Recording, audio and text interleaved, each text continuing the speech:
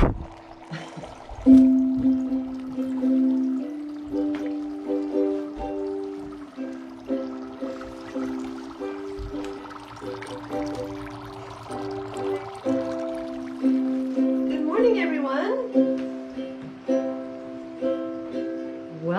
to Rockbridge Regional Library, Lexington Storytime. I am Fairy Godmother Wendy, and with me today, as always, the wonderful Wizard Rose. Wizard Rose.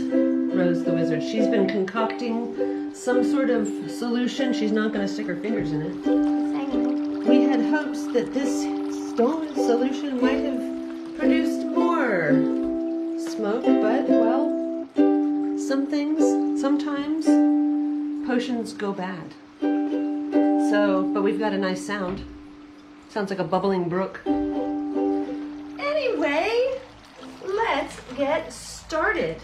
It is still Imagine Your Story Summer Reading. And this week, if you recall, we're learning about mythical creatures.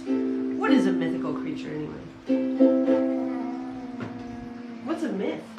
A myth is something that people tell and no one knows if it's real. Yeah, like it's a legend kind of, like maybe it, is a story that's been passed down and down and down, but nobody's really sure if it's true. Yeah, like the Loch Ness Monster. Like the Loch Ness Monster. That's a perfect example where, is it true? I don't know. We'll never know probably. So let's get started. If I lean up, my hat might fall off, so I apologize. The first thing we always do is say hello to our friends. So, do you remember how to do this one, Rose? Let me guess. Yes, of course you do, because you've done it a million times. So, you say hello. Here's the sign language for hello. And then friends, just in case. 2 fingers. These are your 2 friends, and they love each other, and they're going to hug. Okay? And then time is, we're looking at our watch. And then when we want to say, we're pointing like this to our mouth because we're saying something. All right? Let's do it together. 1, 2, 3. Hello, friends. Hello, friends. Hello, friends. It's time to say hello again. Hello, friends. Hello, friends. Hello, friends. It's time to say hello. All right, you guys.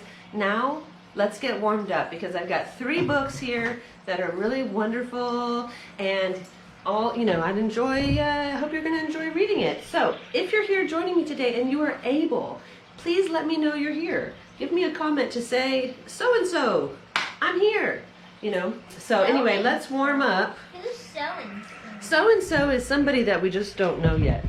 And I will have to call them so-and-so unless they tell me their name. So it's been a little while, but this one is called Poppin' in the Pan. And it just reminded me of the sound of this dry ice popping in the bowl. So first thing we're going to do is we're going to pop in the pan like popcorn, okay? Pop, pop, pop it in the pan.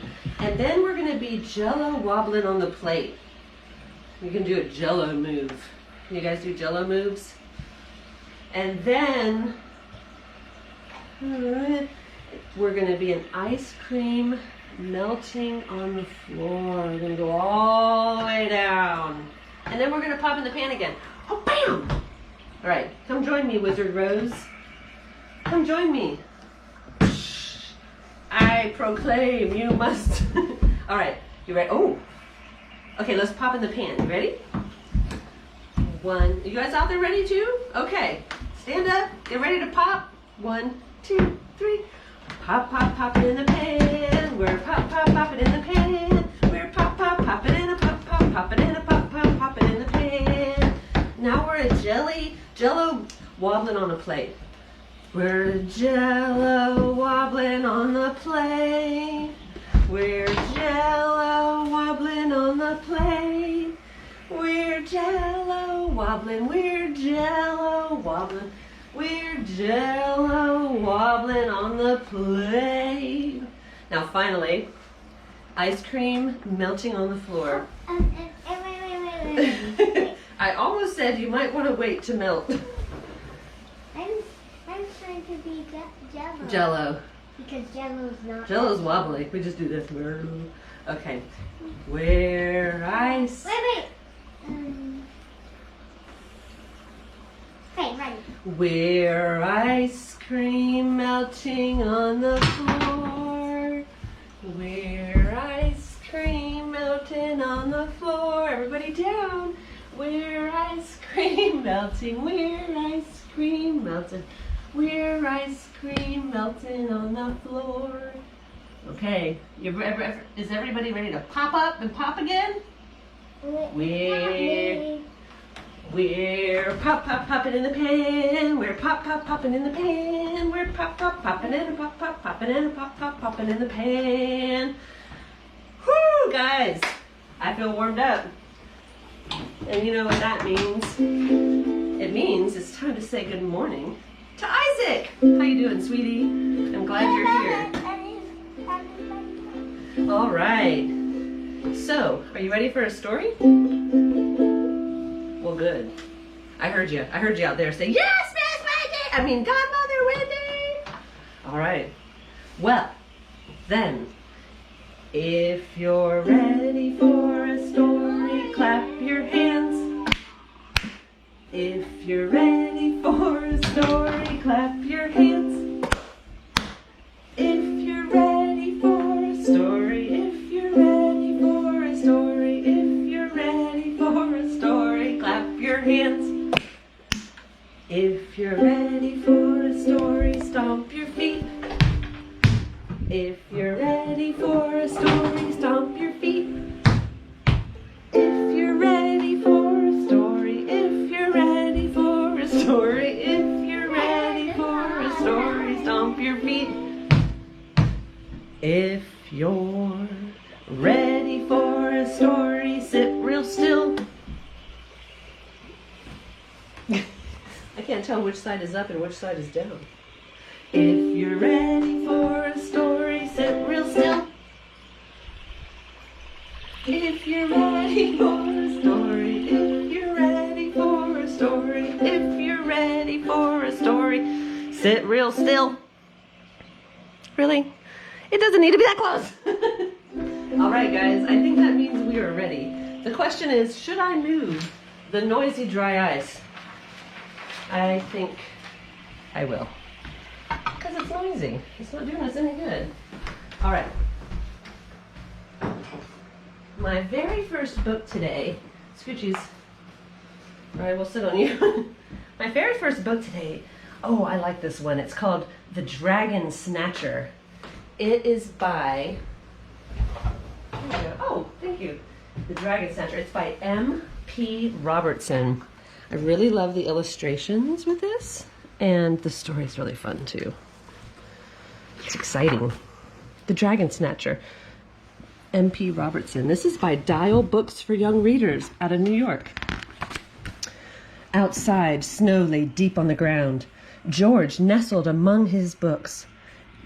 It was a night to be wrapped warmly in the pages of a story. But as George was reading, he was disturbed by a commotion from the chicken house. George peered out of his window. Looking out at him was a dragon. He had a worried look in his yellow eyes. George threw a blanket around his shoulders and climbed out onto the dragon's neck. He clung tightly as they were whisked on to the north wind to a land that was neither here nor there. Over lofty peaks they soared until George saw a dark castle that cut through the ice like a shard of flint. The dragon landed silently and hid beneath the drawbridge. George knew it wasn't only the cold that made his dragon shiver. There was something scary within. George entered the castle alone. He came to a courtyard where a soot-black dragon stood guard. Keeping to the shadows, George snuck past. He found a staircase that wound its way up through the heart of the castle. At the top of the stairs was a heavy wooden door. George heaved it open. He couldn't believe that what he found inside. shelves and shelves of frost-covered eggs. Each was carefully labeled, from the red-crested ridgeback to the horny cave dweller. They were dragon eggs. There was only one empty space left to fill, and it was labeled the lesser spotted red crest, extremely rare. Suddenly, George was startled by a noise on the stairs. He hid quickly behind a large egg. An old wizard with a beard of frost entered the room. A shiver ran through George as the air became icy cold. "Only one more to find," the wizard cackled. "Then I will rid the land of these cursed creatures." He stared into the orb of ice and began to mumble strange incantations in the center of the orb. George could see the mountains surrounding the castle. The wizard searched the mountains, looking into every nook and cranny. On top of the highest peak was a twisted tree. Among its branches was the dragon's nest, and in the nest was a glowing orange egg. "There you are, my little beauty," hissed the wizard. "Soon my egg collection will be complete." The wizard ran down the stairs into the courtyard and mounted the black dragon. George leaned out of the window and whistled for his dragon. As he flew in front of the window, George leaped onto his dragon's back. They followed the black dragon at a distance. Soon George spotted the twisted tree and, oh no, the wizard was crawling onto the branch toward the dragon egg. But George had a plan. Using his blanket as a net, he snatched the egg from the wizard's icy clutches. Then the chase began. A ball of fire came whistling past George's ear and crashed into the mountainside. The black dragon was belching fire at them. George's dragon flitted to and fro, trying to avoid the fireballs, but he misjudged a turn and crashed into the face of a mountain. Luckily, George and his dragon landed softly in the snow, but the egg fell from the blanket. George watched as it rolled down the mountain and landed at the wizard's feet. "It's mine," said the wizard, holding the egg aloft. But the egg began to glow as if it was on fire from the inside. It burned hotter and hotter until it was too hot for the wizard to hold. The egg was hatching. The wizard looked on in disbelief as a tiny red dragon emerged. Then he sank to his knees, picking up pieces of the shell. "The last egg!" he sobbed. "It's ruined!" The baby dragon was looking at the wizard with love in his eyes. "Chirping like a chick. He thinks you're his mother," said George. "I'm not your mother, you little creature," said the wizard. But as his cruel glare met the bright yellow eyes of the baby dragon, the wizard saw the love that glowed within. The ice that had frozen his heart began to melt. Back in the castle, the wizard's icy spell had been broken. And as a new warmth filled the egg room, a wondrous thing happened. What do you think's going to happen?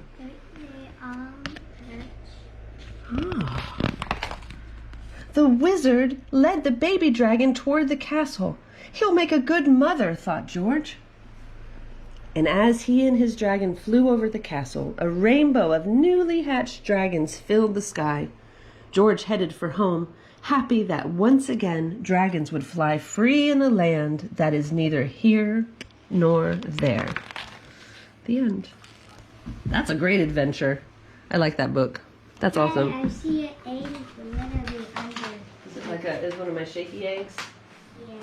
All right, well, just because it is mythical creatures and Rose is a wizard, she's let me use her wizarding wand. And I don't even have a wand. the question is, have you ever played the game Simon Says? Mom, that's not your wand. I'm going to use this one. So, Simon Says, but this time the wand says, okay? So you guys out there, these magical spells actually travel through the computer and you're gonna have to play along. So when I say magic wand says jump on one foot, you have to jump on one foot. Now if I say jump on one foot and I don't say magic wand says, and you jump on one foot, you're out. All right, Rose. Magic wand says, jump on one foot. Magic wand says, jump on the other foot. Are you jumping on the other foot, guys? All right, magic wand says, fly like an eagle. It's okay. If your cape falls off, you do have time to put it back on. Fly like an eagle. All right, skip across the room. Oh, she's still running. She caught me. I didn't say magic wand said. Okay, magic wand says twirl around as fast as you can. Magic wand says stop. Magic wand says raise your arms up in the sky. Magic wand says raise your or lower your arms. Magic wand says stick your feet up in the air. Put your hands up in the air. Oh, she didn't let me get her. All right, let me see if I can trick her. Magic wand says disco.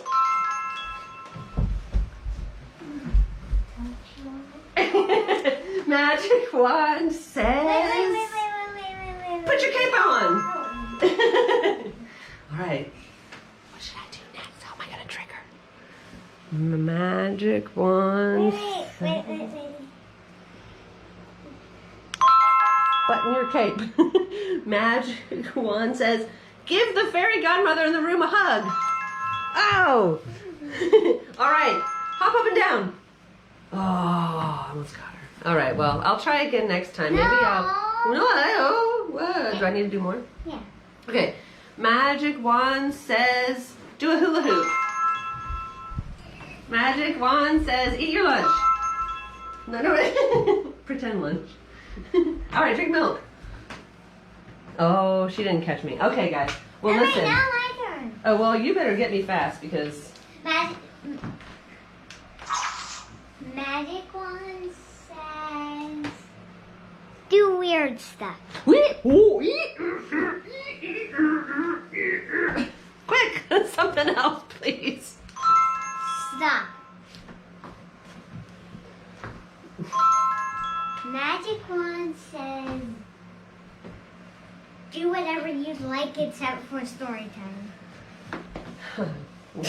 I'm gonna go get my coffee. I like to drink my coffee. All right, got it. Magic wand says put your coffee down. Good. Hop on one foot. Oh, she got me. All right, let me get to my next book. Okay, so another mythical creature we haven't talked about yet are gnomes. You guys know what gnomes are? Gnomes.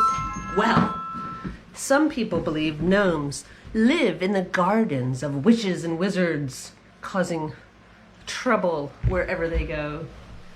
Some people just put them in their gardens.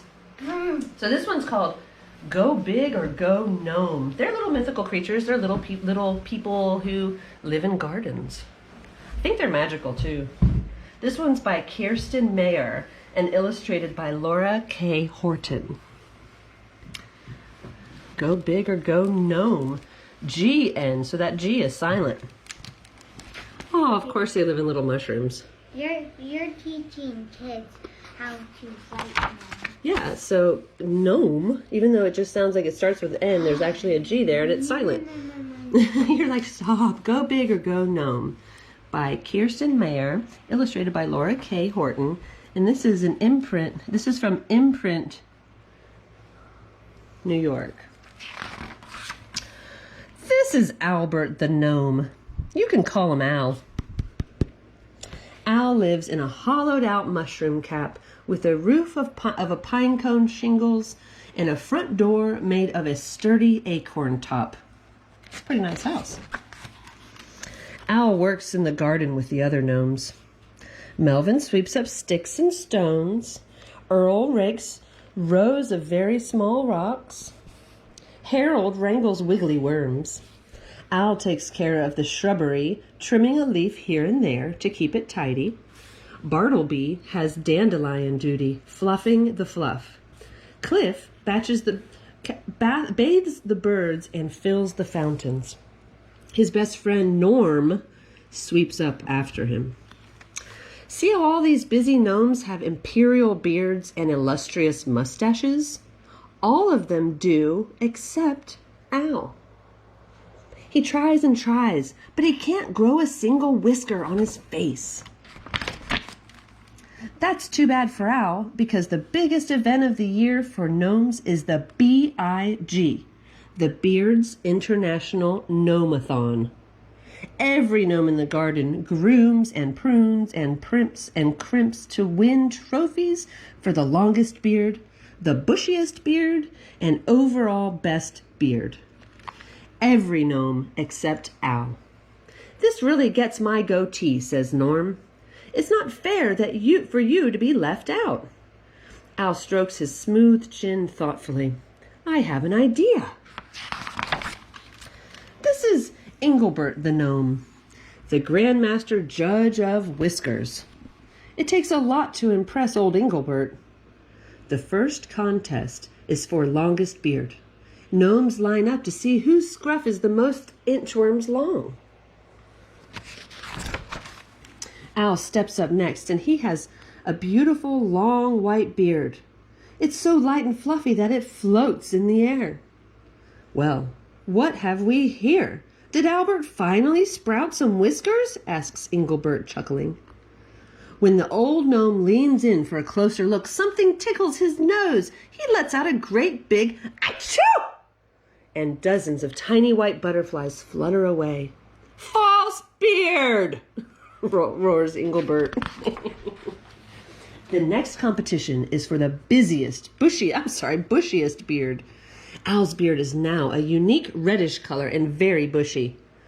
Did that beard just twitch? Asked the old gnome. Oh, no, sir, I just wiggled my chin, says Al. Suddenly, there's a chitter under Al's cap.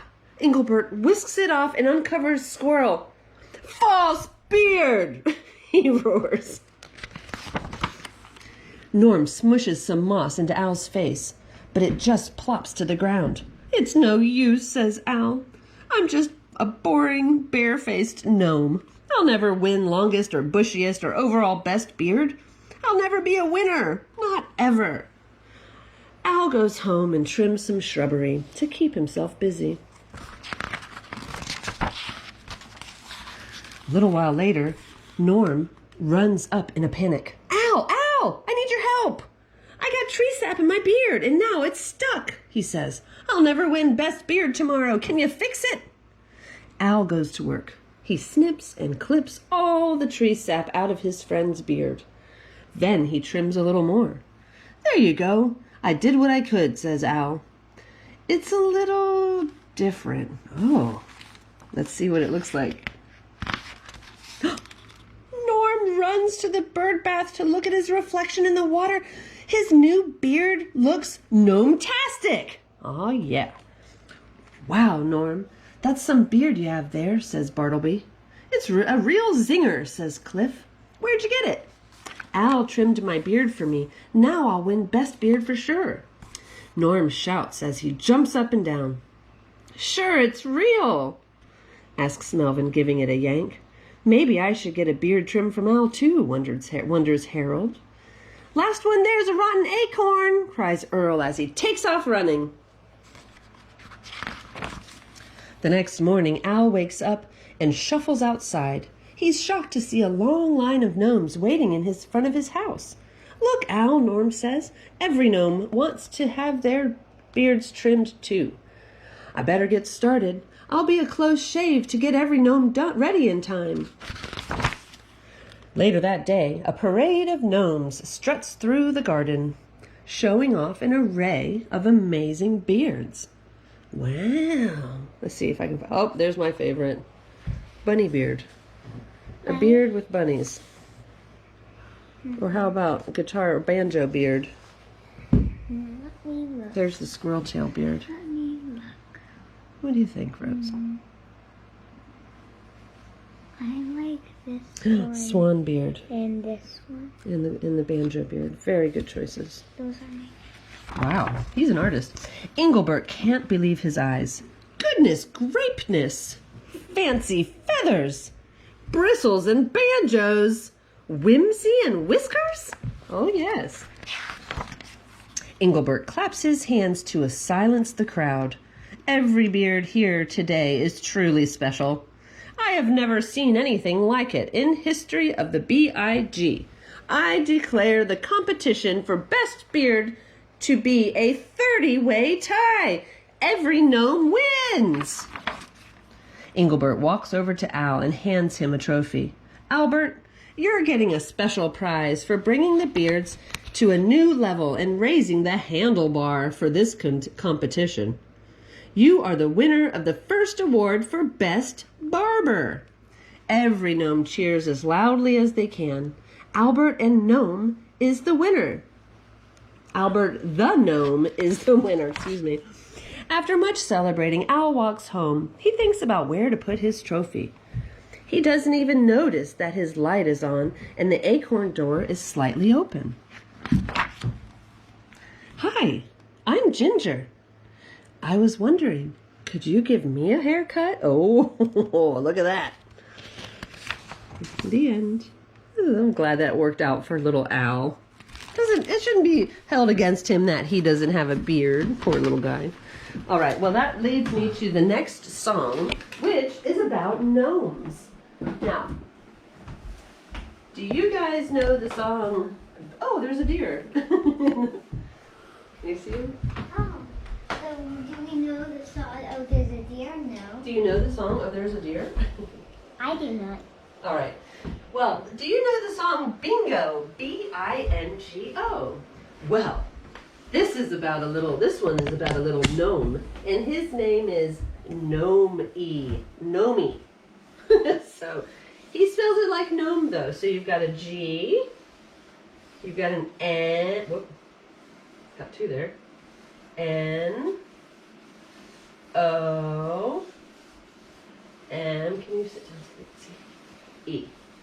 Is that no? It says gnome. Here, why don't you come over here? It says gnome, but we're going to say Gnome was his name-o, okay? So, you know bingo, right? Of course. And instead of there was a farmer had a dog, there was a gardener who had a gnome. And Gnome was his name-o. Okay? We're going to try it. I think it'll work. It's got the right letters. So, here we go. 1, 2, 3. There was a gardener had a gnome, and Gnome was his name-o. G-N-O-M-E, G-N-O-M-E, G-N-O-M-E, and Gnome was his name-o. There was a gardener had a gnome, and Gnome was his name-o. Wait. Uh-oh. Oh.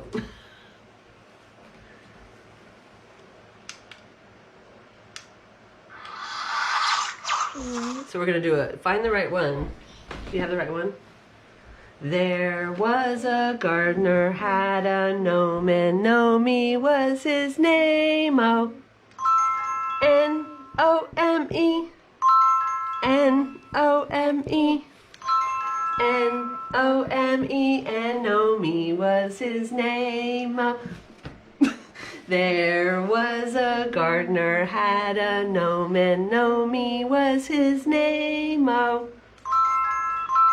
O-M-E, O-M-E, O-M-E, and Gnome was his name-o. There was a gardener had a gnome, and Gnome was his name-o. M-E, M-E, M-E, and Gnome was his name-o. There was a gardener had a gnome, and Gnome was his name-o. E,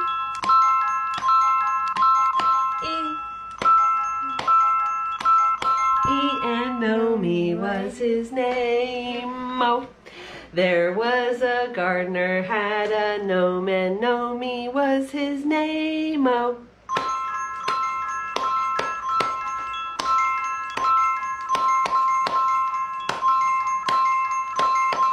And Gnome was his name-o. Yay! I like that.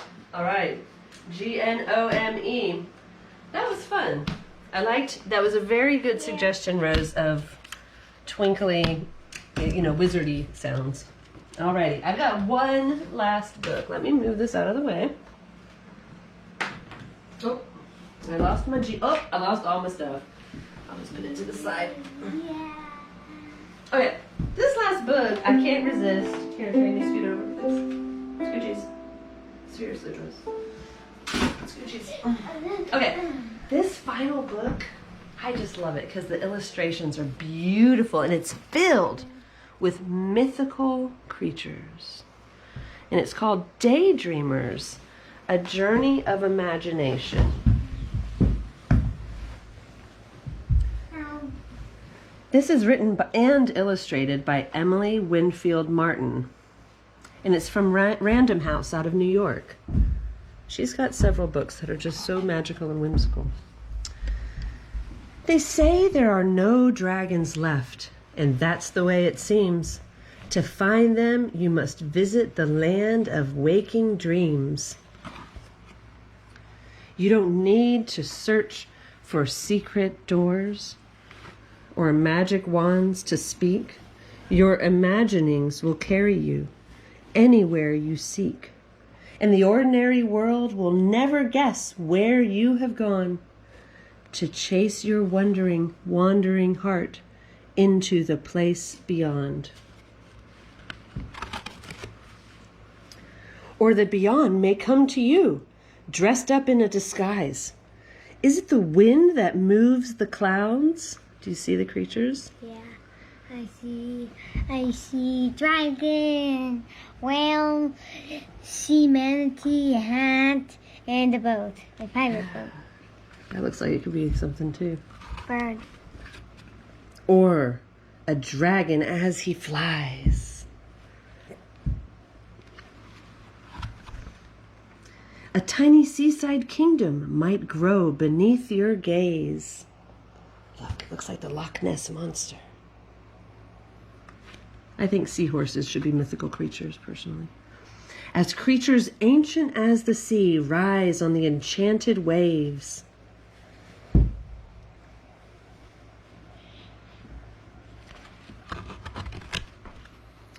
In a place of hushed and quiet things.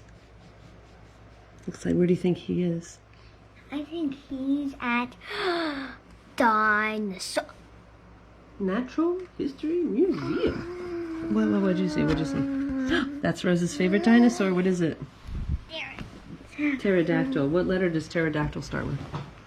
T. Nope. It's another silent one. P. Doesn't make any sense. Knew that. You might hear a phoenix call. Good thing he's got his camera. There they are again. Pterodactyl. Pterodactyl. Or in the pattering of raindrops.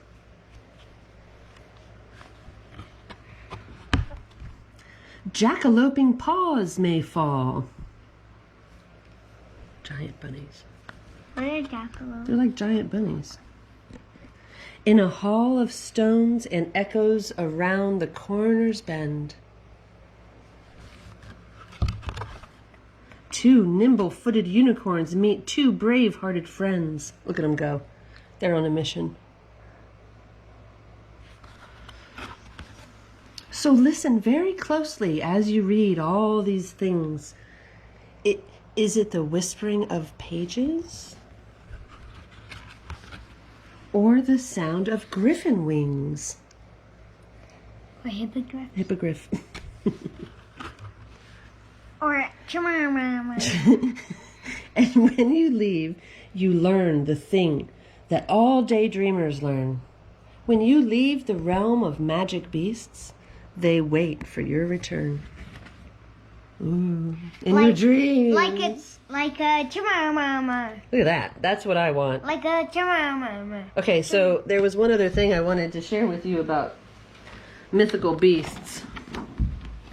Here are some. Is that the scariest one? Is the This is Chimamama? okay. So we have a centaur, which is like a half man, half horse. And a manticore. A manticore. A Medusa. Well, A Pegasus. A Chimamama. And a Veluxa. And a Pone Fox. And a Hippogriff. Let's try that again. A centaur, a manticore, which is like a lion, scorpion, dragon, maybe.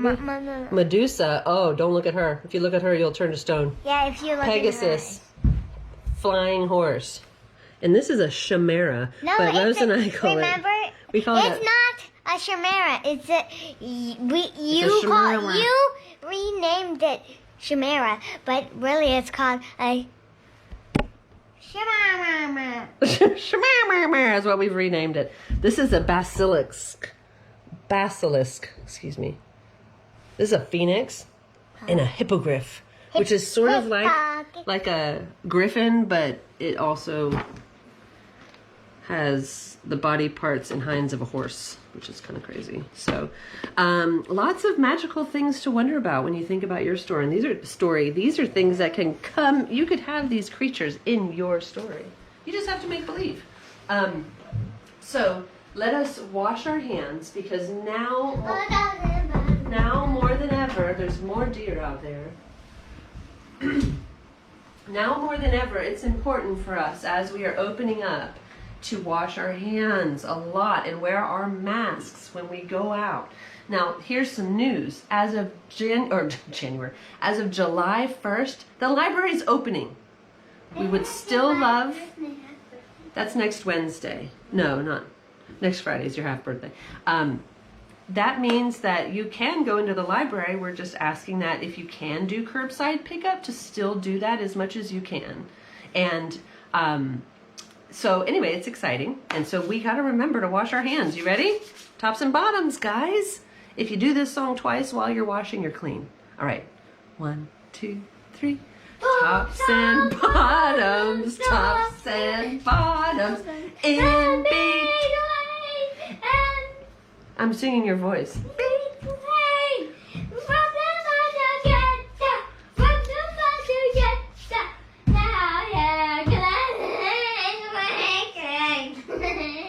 Tops and bottoms, tops and bottoms. Now, In between.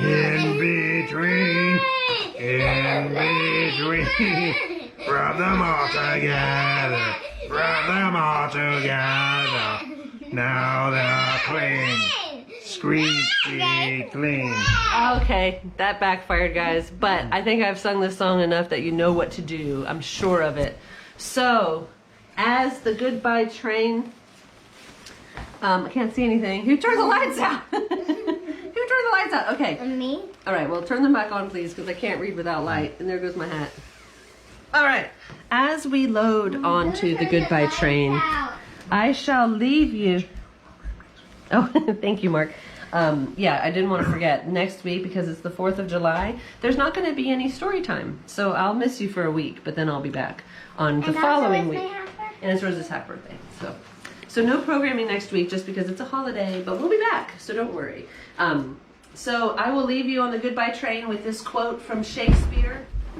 If we shadows have offended, think but this, and all is mended, that you have but slumbered here while these visions did appear. And this week an idle theme no more yielding, but a dream. By William Shakespeare. It's from Midsummer Night's Dream. All aboard!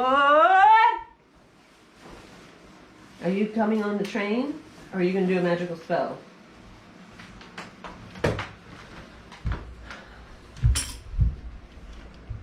Alright, I guess I'm going to try as a mother, fairy godmother to... I don't need help. Okay, she doesn't need help. All aboard!